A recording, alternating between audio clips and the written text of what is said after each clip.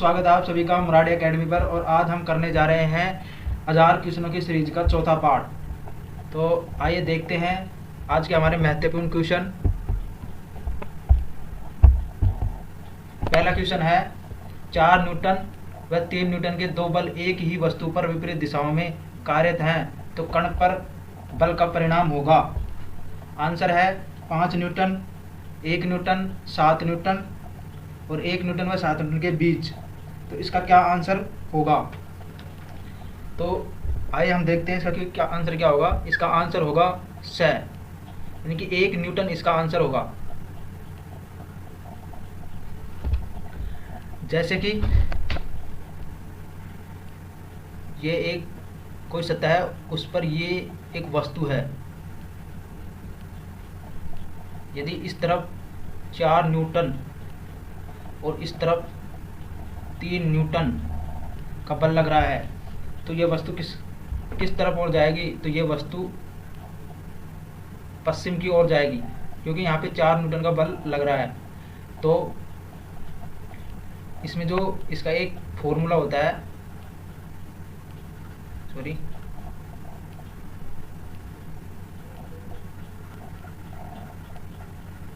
Formula जो होता है इसका परिणामी बल, जो बल का परिणाम निकालने के लिए बल का परिणाम इसका होता है F1 का स्क्वायर प्लस F2 का square plus 2F1 F2 cos theta. जैसा कि आप सभी को पता है, यहाँ पर इन दोनों के बीच 180 डिग्री का कोण है, तो कोस 180 डिग्री इज इक्वल टू -1। तो आइए देखते हैं, रख के देखेंगे इसका। तो ये हो जाएगा 4 का स्क्वायर प्लस 3 का स्क्वायर, और यहाँ पे आ जाएगा 2 × 4 × 3, और ये पूरा जिसका मान आ जाएगा 25 - 24।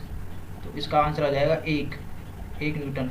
तो हम इस प्रकार निकाल सकते हैं बल का परिणाम। तो इस बल का परिणाम क्या होगा? 1 न्यूटन, यदि वस्तु 4 न्यूटन और 3 न्यूटन के बीच में एक दूसरे के विपरीत बल लगा रहे हैं। तो आइए हम देखते हैं अगला क्वेश्चन। यदि किसी सतह की दी गई सतह पर बल दुगना होगा, यदि किसी सतह की दी गई सतह पर बल दुगना कर देते हैं, तो दाब क्या होगा? तो इसका आंसर, सॉरी फ्रेंड्स, लास्ट का क्वेश्चन ये नहीं होगा, सॉरी, इसको काट देते हैं।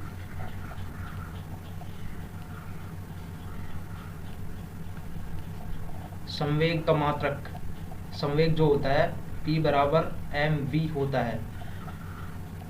यहाँ पे होता है मास और यहाँ पे होता है वेग या वेलोसिटी।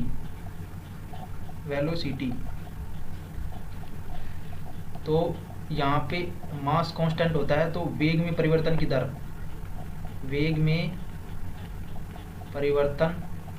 दर, लेंगे। तो यहाँ पे जो ये होगा, सॉरी, इसको हम काट देते हैं, 1 मिनट। यहाँ पे मास और यहाँ पे ये वेग। तो इसका मात्रक होगा, मास का तो होता है kg और वेग जो होता है वह मीटर प्रति सेकंड। तो इसका ये मात्रक होगा, यह है किलोग्राम मीटर प्रति सेकंड। यदि किसी सतह की दी गई सतह पर बल दुगना कर देते हैं, तो दाब क्या होगा? तो यहाँ पे लगा लो 6। तो इसका मान क्या होगा? दाब क्या होता है? दाब होता है एकांक क्षेत्रफल पर लगने वाला बल दाब कहलाता है। दाब, और यदि किसी सतह पर बल दुगना कर दिया जाए, यदि बल यानी कि प्रेशर प्रेशर को हम दुगना कर देते हैं, यानी कि 2F कर देते हैं, और ये ऐसे कैसे रहेगा, तो ये प्रेशर भी दुगना हो जाएगा। तो इसका आंसर होगा दाब दुगना हो जाएगा। जो ये प्रेशर है ये एक अदिश राशि है, ध्यान रखेंगे फ्रेंड्स, एक अदिश राशि है। देखते हैं अगला क्वेश्चन। न्यूटन का गुरुत्वाकर्षण का नियम सार्वत्रिक होता है क्योंकि इसमें दे रखा है वह सदैव आकर्षण का होता है, वह सौरमंडल सभी सदस्यों व कणों पर लागू होता है, यदि यह सभी द्रव्यमान पर सभी दूरियों पर लागू होता है तथा माध्यम से प्रभावित नहीं होता है, या उपरोक्त में से कोई नहीं। तो इसका आंसर होगा सभी द्रव्यमानों पर सभी दूरी पर लागू होता है तथा माध्यम से प्रभावित नहीं होता। तो आइए देखते हैं। बल का आपने सूत्र देखा होगा, Gm1/m2/r²। दो पिंडों के बीच पर लगने वाला बल r²। तो हम ये जो G है यह एक सार्वत्रिक नियतांक, इसे हम गुरुत्वाकर्षण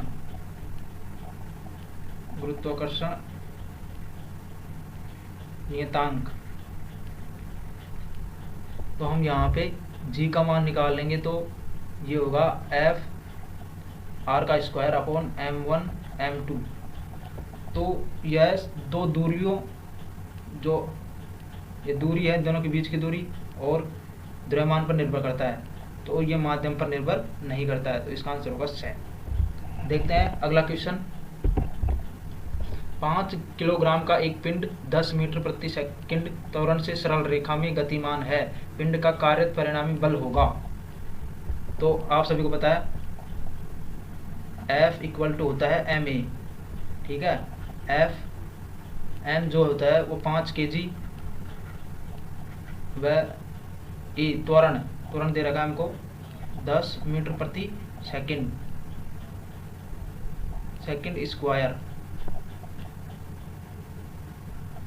तो इसका जो हो जाएगा 50 kg मीटर प्रति सेकंड स्क्वायर, और जो ये होता है ये न्यूटन के बराबर होता है। तो इसका आंसर हो जाएगा 50 न्यूटन, ऑप्शन नंबर 1। देखते हैं अगला क्वेश्चन, रिपीट हो गया। पृथ्वी सतह पर किसी वस्तु का भार 60 न्यूटन है, तो चंद्रमा की सतह पर व्यक्ति का भार होगा। चंद्रमा पर भार होगा पृथ्वी की अपेक्षा 1/6 होगा।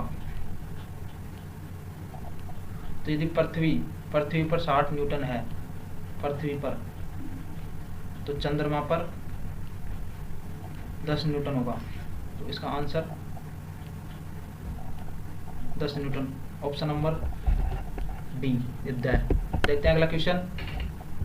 श्रव्यता सीमा होती है, श्रव्यता सीमा होती है।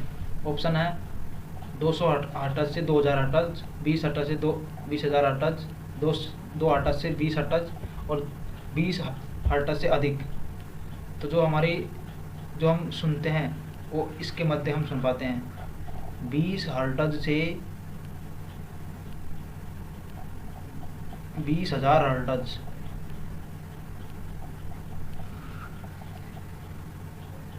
तो ध्वनि का मात्रक हम हर्ट्ज में लेते हैं,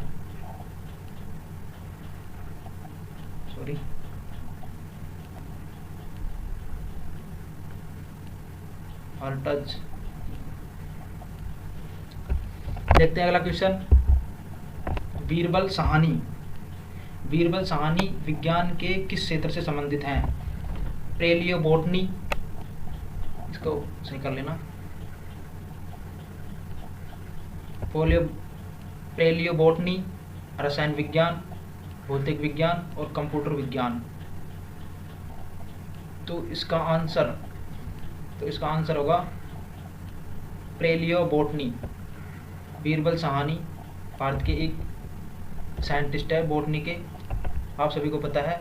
जनक भौतिक विज्ञान के न्यूटन, और आधुनिक जनक आइंस्टीन माने जाते हैं। रसायन विज्ञान के जनक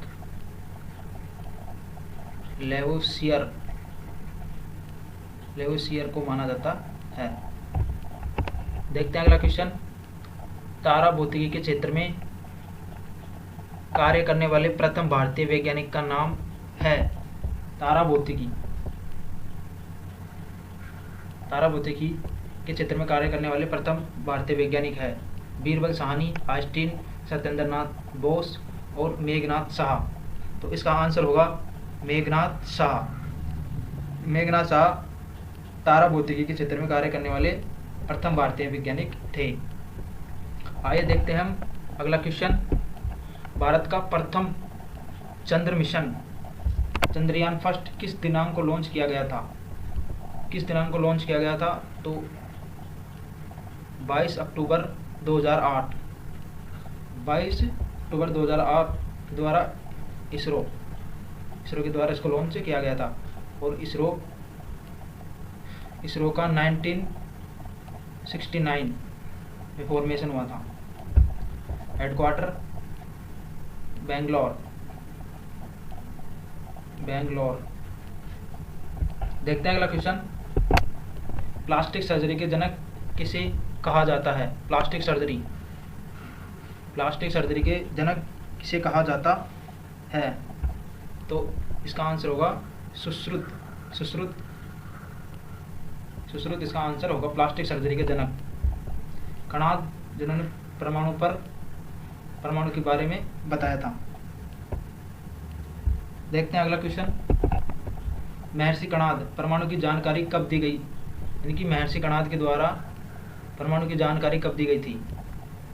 महर्षि कणाद इन्होंने 500 ईसा पूर्व में परमाणु के बारे में जानकारी दी थी। महर्षि कणाद जो एक दार्शनिक थे, इन्होंने 500 ईसा पूर्व में परमाणु के बारे में जानकारी दी। इन्होंने बताया कि यदि कोई बड़ा अणु है या कोई पदार्थ है, यदि वह उसको टुकड़ों में बांट दिया जाए, बाद में फिर एक छोटा टुकड़ा बचेगा, उस छोटे टुकड़ों को भी हम छोटे छोटे भागों में बांट दें, तो एक समय ऐसा आएगा कि सबसे छोटा परमाणु हमें प्राप्त होगा, जो एक अविभाज्य होगा। एक कण जो होगा एक अविभाज्य कण होगा, और इसी को नाम दिया गया था परमाणु। तो इन्होंने बताया था महर्षि कणाद ने। और जो परमाणु की खोज, परमाणु का सिद्धांत तो दिया था, उनकी खोज हुई थी 1808 के अंदर। डॉल्टन, क्योंकि महर्षि कणाद ने विचार किया था, अपने विचार दिए थे, और इन्होंने प्रूफ परिणामों के साथ इसको बताया था। तो डॉल्टन का यानी परमाणु का जो सिद्धांत सर्वप्रथम माना जाता है, और डॉल्टन के द्वारा माना जाता है, 1808 में दिया था इन्होंने। देखते हैं अगला क्वेश्चन। ऑक्सीजन की परमाणुकता कितनी है? इसको लिखो O3 में ऑक्सीजन की परमाणुकता कितनी है? इसका आंसर ये है, मतलब आंसर ये होगा O3 में ऑक्सीजन की परमाणुकता कितनी है। तो जैसा कि आपको पता है, O3 ओजोन है। इस जो ये अणु है, इसमें कितने ऑक्सीजन है? 1, 2 और 3। तो इसकी परमाणुकता कितनी हो गई? 3। तो यही होता है परमाणुकता।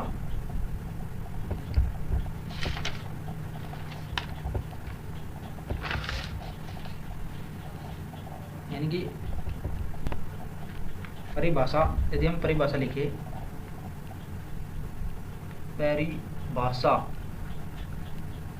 परिभाषा हम लिखते हैं तो क्या होगी? यानी कि किसी किसी अणु में उपस्थित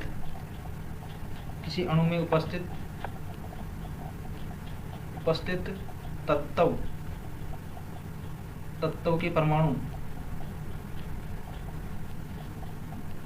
की संख्या को तत्व की परमाणुकता कहते हैं। ठीक है दोस्तों, देखते हैं अगला क्वेश्चन। निम्नलिखित में से कौन सा पदार्थ कमरे के ताप पर ठोस नहीं है, यानी कि इनमें से कौन सा पदार्थ कमरे के ताप पर ठोस नहीं होता है। आपको पता है नमक NaCl, नौशादर NH4Cl, और जो इसका सूत्र होगा वो होता है K2SO4 Al2SO4 का होल थ्राइस 24H2O, ये इसका फॉर्मूला होता है। नौशादर का NH4Cl और नमक का NaCl। यहाँ पे आंसर होगा ऑक्सीजन। मतलब ऑक्सीजन कमरे के ताप पर ठोस अवस्था में नहीं पाया जाता है। देखते हैं अगला क्वेश्चन। वह ताप जिस पर द्रव ठोस में बदल जाता है क्या कहलाता है, यानी कि वह ताप जिसमें द्रव ठोस में बदल जाता है क्या कहलाता है। तो इसका आंसर होगा हिमांक। ये जल जो है यदि बर्फ में परिवर्तन हो जाता है तो वह हिमांक कहलाएगा। गलनांक आप सभी को पता है, गलनांक के बारे में बात करते हैं हम। गलनांक जो होता है वो यदि एक ठोस यदि द्रव में परिवर्तन होता है तो वो गलनांक कहलाता है। क्वथनांक यदि द्रव भाप में परिवर्तन हो जाता है, भाप में या गैस में, तो उसे हम क्वथनांक बोलते हैं।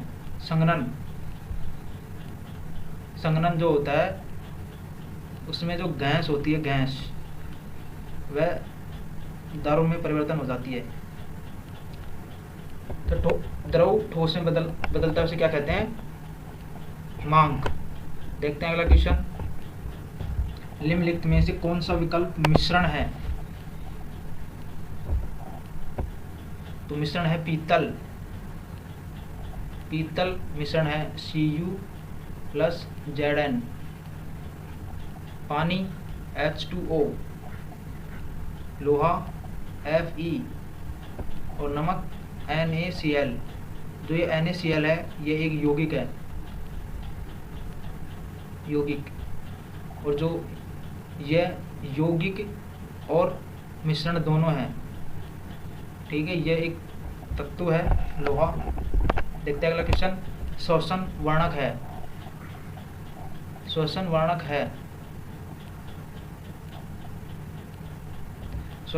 है।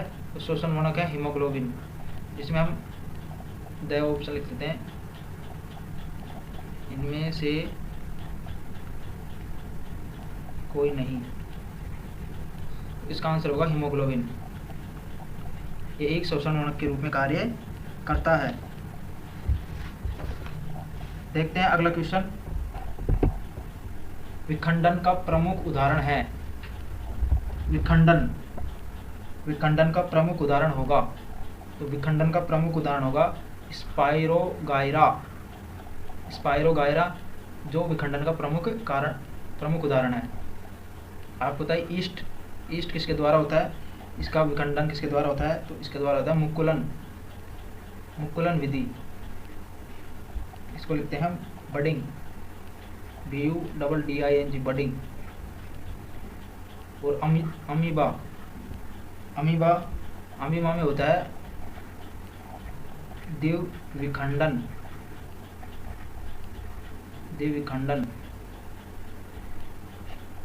देखते हैं अगला क्वेश्चन। राइजोपस में जनन प्रमुख विधि है। इनके राइजोपस में जनन की कौन सी विधि है? तो इसका जो आंसर होगा वो होगा बीजाणु जनन। बीजाणु जनन इसका आंसर होगा। आइए देखते हैं हम एक एक करके सभी के बारे में जानकारी प्राप्त करते हैं। देव विखंडन है मतलब ये एक कोशिकीय जीव में होता है। जैसे कि एग्जांपल आपको बताया था मैंने, अमीबा।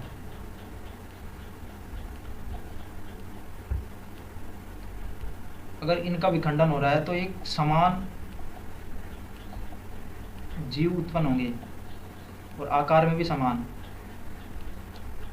दोनों में समान होगा, तो वो देव विखंडन के अंदर होता है। अब बात करते हैं हम मुकुलन की। हमने बात की थी अभी बहुविखंडन। बहुविखंडन होता है मतलब इसमें सबसे पहले प्राणी के अंदर केंद्रक का विभाजन होता है और टूटकर दो पुत्री विभाजन यानी कि पुत्री केंद्रक के रूप में बनता है। और इसके बाद यानी कि इसके बाद कोशिका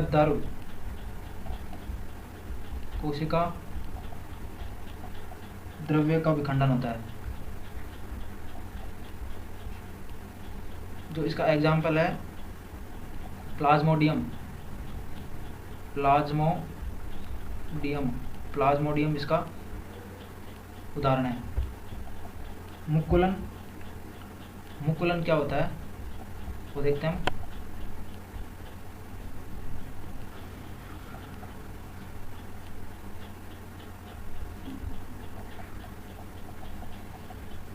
पुनर्जनन करने वाले प्राणियों में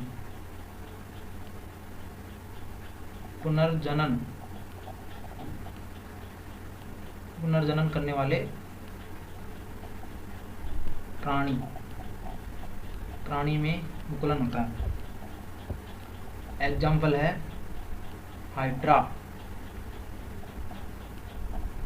जैसे कि ये एक जीव है, प्राणी है, तो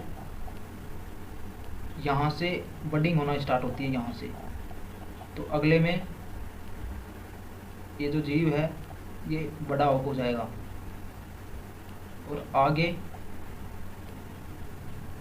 ये धीरे धीरे ऐसे बना लेगा, विकास होता जाएगा और आगे जाके ये अलग हो जाएगा। इसी को हम मुकुलन कहते हैं। ये एक प्रक्रिया है इसकी। तो आइए देखते हैं हम अगला क्वेश्चन।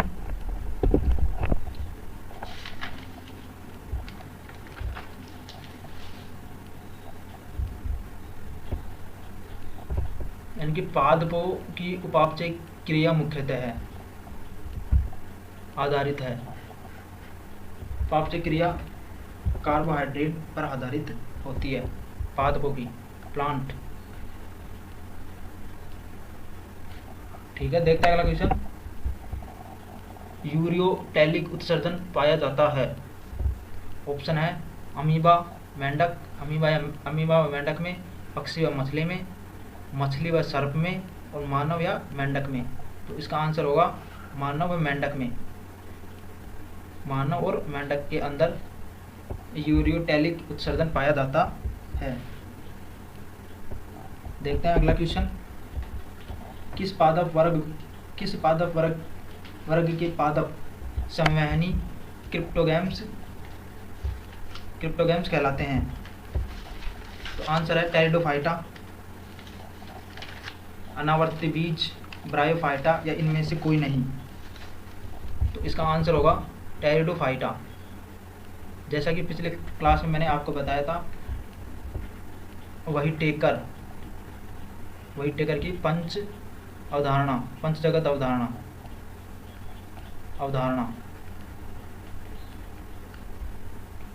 1959, जिसमें 5 जगत मैंने आपको बताए थे, 5 जगत।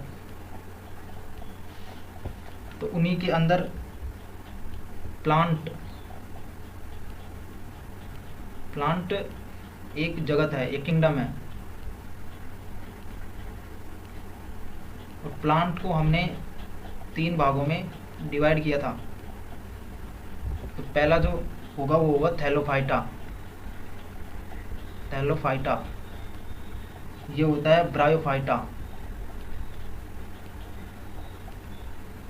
और ये होगा टैक्रियोफाइटा।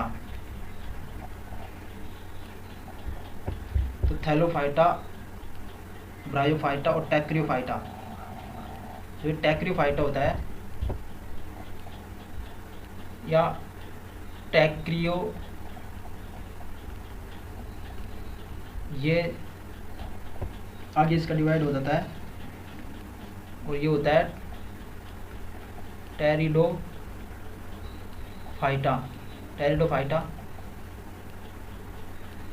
अनावर्त बीजी और आवर्त बीजी। ये 3 होते हैं, टेरिडोफाइटा, अनावर्त बीजी और आवर्त बीजी। तो आवर्त बीजी होते हैं ये भी एक बीजपत्री और द्विबीजपत्री में डिवाइडेशन हो जाता है। तो टेरिडो जो फाइटा होता है वह टैंक्रियो में भी प्लांट किंगडम का पार्ट होता है, उसका भी एक पार्ट होता है टेरिडोफाइटा। तो आपको पता चल गया ब्रायोफाइटा प्लांट का एक भाग होता है। अनावर्त बीजी भी एक टैंक्रियोफाइटा का एक पार्ट होता है। तो जो क्रिप्टोगैम्स होते हैं वो टेरिडोफाइटा के अंदर आते हैं। देखते हैं अगला क्वेश्चन। ऑर्थोपोडा वर्ग का जंतु है। ऑर्थोपोडा वर्ग का जंतु है जोंक, फीताकर्मी, घरेलू मक्खी और तारा मछली। आप सभी को पता है ऑर्थोपोडा वर्ग का जंतु घरेलू मक्खी है। मैं पंच जगत जैसे कि पिछला क्वेश्चन बताया था, उन्हीं में से 5 जो जगत हैं, किंगडम है, उन्हीं के अंदर आता है एनिमेलिया।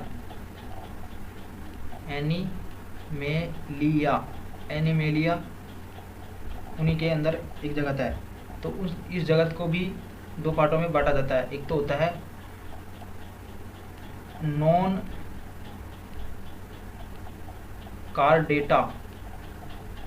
कार्डेटा और एक होता है कार्डेटा। इसको बोलते हैं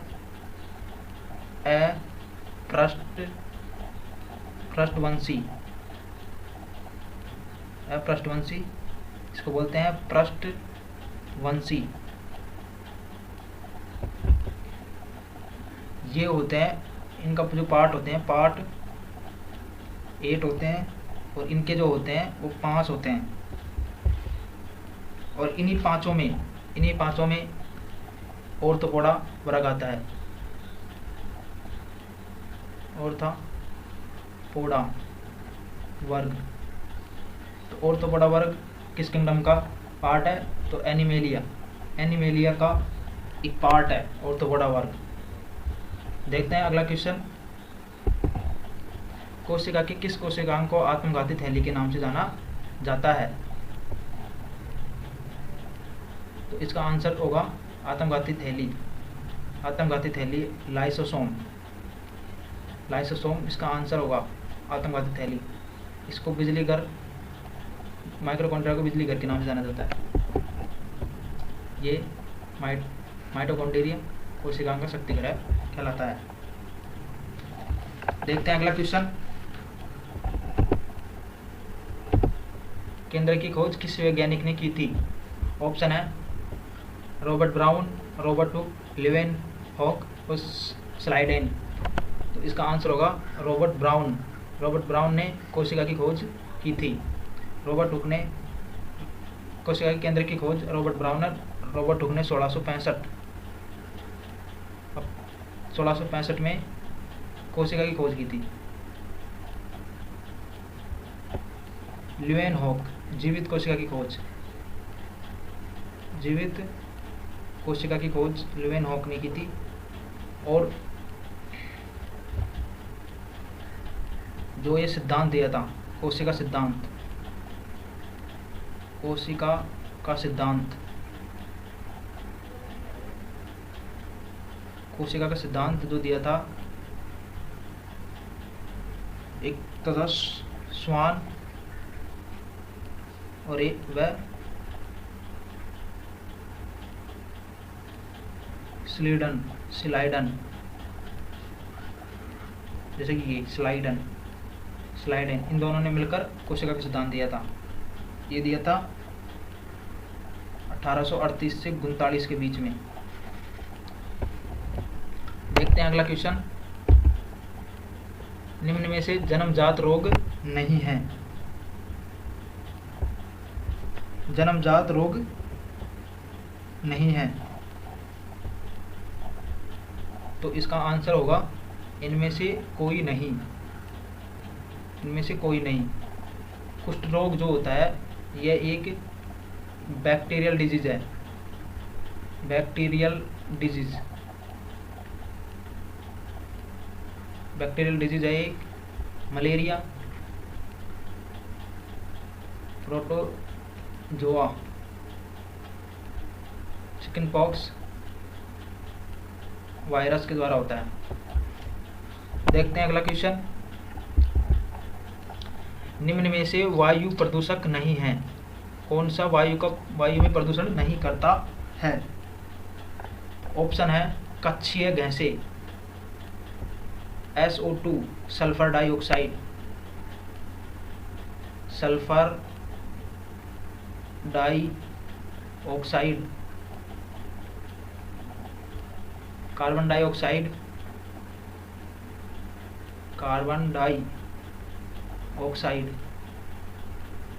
और DDT। तो इसका आंसर होगा DDT। वायु का प्रदूषक नहीं है यह एक कीटाणुनाशी है, कीटाणुनाशी। हमारे खेतों में दिया जाता है खरपतवार को ख़त्म करने के लिए, फसलों को खरपतवार से बचाने के लिए। ये एक जीवाणुनाशी, कवकनाशी है। तो DDT की फुल फॉर्म क्या होती है? तो आपको बताएगा DDT की फुल फॉर्म क्या होती है। तो इसकी फुल फॉर्म होती है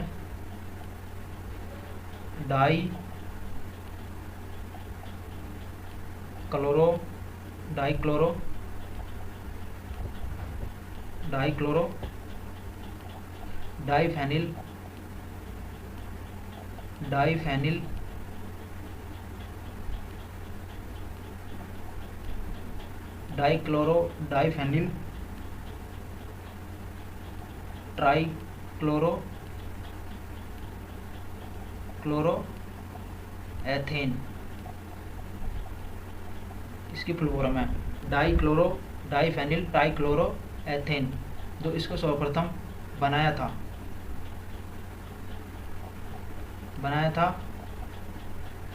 1874 के अंदर। वैज्ञानिक थे ओथमर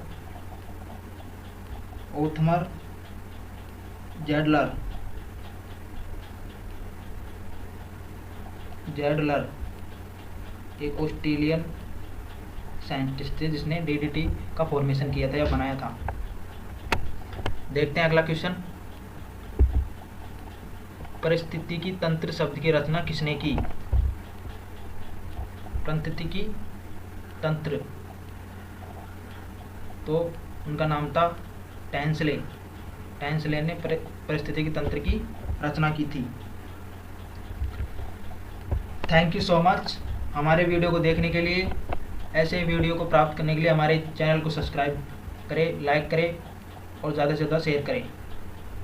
धन्यवाद आप सभी का। ये क्वेश्चन आप करेंगे। अधिशोषण, संघनन आदि किस प्रदूषण प्रकार के नियंत्रण में उपयोगी हैं? 3 क्वेश्चन है। पहला क्वेश्चन है हरित गृह प्रभाव की प्रमुख गैस हैं, तो यह CO2, NO, SO2 और CO। अगली है कृत्रिम परितंत्र कौन सा है? अधिशोषण, अवशोषण, संघनन आदि किस प्रदूषण प्रकार के नियंत्रण में उपयोगी हैं? वायु, ताप, जल और मृदा। Thank you so much.